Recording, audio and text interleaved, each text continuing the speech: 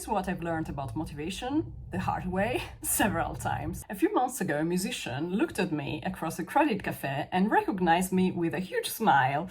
And actually, after years of on and off relationship with Dutch, this made everything shift again. I live in Belgium, and Flanders, Dutch-speaking part, is, at this time of Belgian history, the most dominant region, so both economically and politically. So I knew that Dutch would matter. I've always had the idea to learn it at some point, but my approach has always been quite like a homework. I thought, okay, Dutch is useful, I want to be respectful towards the Flemish part, it might also be necessary at some point, you never know. So all the right reasons on paper, but somehow it never caught fire, let's say. You can have every logical reason in the world to do something, for example, to start a project, build a habit, or learn a language, and still feel nothing, which is awkward. I mean, at least this is something that can happen to people functioning like me. We assume that if something matters enough, motivation will come more or less on its own, but honestly, it's not necessarily always the case. So the real first spark came on a train from Leuven to Brussels. I guess it was now in 2023 or something like that. I mean, it was not recent at all. And a friend was reading a text out loud, and there was something in the way he pronounced every word that really completely stopped me. I mean, I cannot describe it. It was maybe the shift between long and short vowels, the rhythm of the language. I was just, oh my God, I want to speak like that at some point.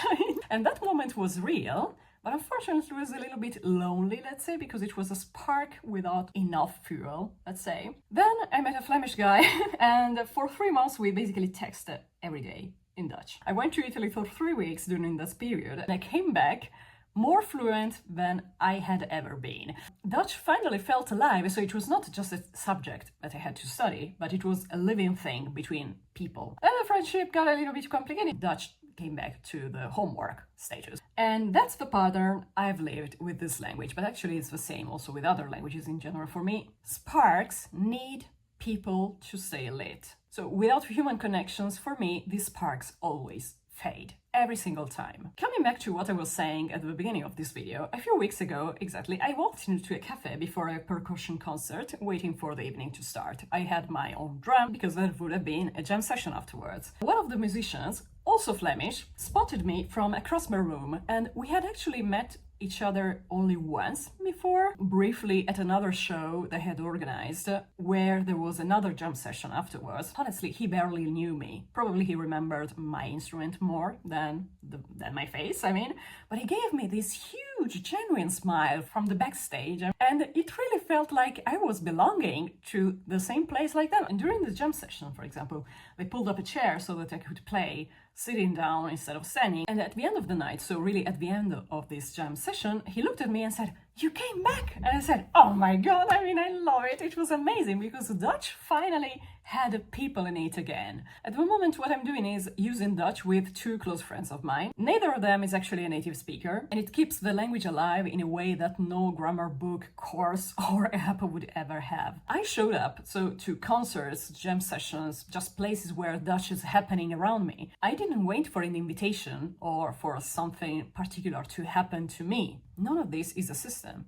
It's just what happens when you stop waiting for the language to become interesting on its own and you try to just go and find people that make it interesting for you. And this is a step that a lot of people just forget about. Most people treat motivation like a battery. So you need it charged and ready before you can start. You wait until it is full. But actually, in my opinion, motivation is closer to kinetic energy. So it doesn't exist when you're standing still, but it builds because you're moving. The more you move, the more you get it. You don't wait for it, but you generate it. Dutch is my thing. Maybe yours is French, English, German, I don't know. Something you know you should work on, but can't really get excited about. Something you've been treating like schoolwork, checking off requirements and waiting for a motivation that never really lasts. I would bet your situation is pretty similar to mine. It's not a matter of laziness or lack of discipline, just an absence of people to make it matter. And in my opinion, people are the only thing worth looking for. Not motivation itself, but the people and the experiences that generate it.